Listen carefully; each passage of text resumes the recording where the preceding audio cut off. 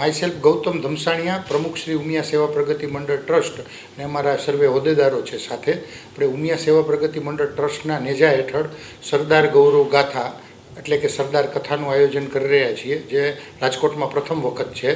ગુજરાતમાં મહેસાણા, સુરત, અમદાવાદ, કરમસદ, મોરબી, અમરેલી એવા શહેરોમાં થઈ ચૂકી છે અને રાજકોટમાં જનતા માટે પ્રથમ વખત આ ગૌરવ ગાથા માટે આપણે સરદાર વલ્લભભાઈ પટેલના જીવન મૂલ્યોને આધારિત આ કથા છે કે જેનાથી આજનો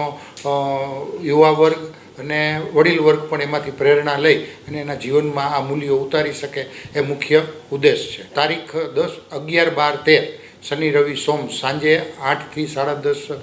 કથાનો ટાઈમ છે અને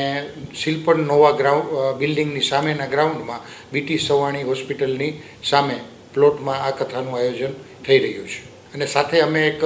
દરરોજ બ્લડ ડોનેશન કેમ્પનું પણ આયોજન રાખેલું છે.